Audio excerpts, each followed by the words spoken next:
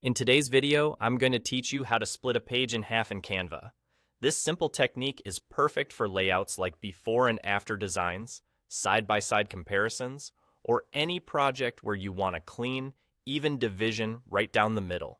Start by opening your project in Canva. At the top left of your screen, click the File menu. From there, select Settings and turn on Rulers and Guides. The moment you enable this, you'll see a ruler appear along the top of your canvas and another along the left side. These rulers let you pull out guides, those thin, non-printing lines that help you align content with precision.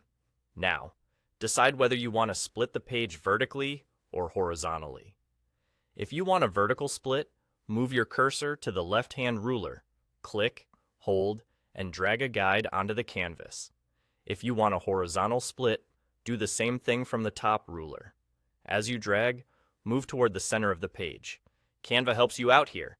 You'll notice the guide snapping into place at the midpoint, and you may see a center indicator that confirms you're exactly at the 50% mark.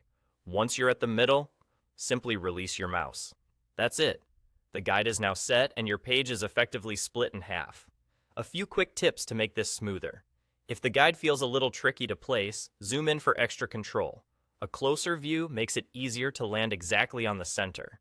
If you don't see the rulers, revisit File, then Settings, and make sure Rulers and Guides are enabled.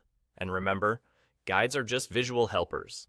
They won't show up when you download, share, or print your design, so you can use them freely without affecting the final output. Once the guide is in place, you can use it to align text boxes, images, and shapes neatly on either side, keeping your layout balanced and professional. If you change your mind about the direction, just drag a new guide from the other ruler and position it in the middle to split the page the other way. That's all there is to it. Turn on Rulers and Guides, drag a guide from the appropriate ruler, drop it at the midpoint, and your page is cleanly divided. Keep building your design with confidence, knowing everything lines up exactly where it should.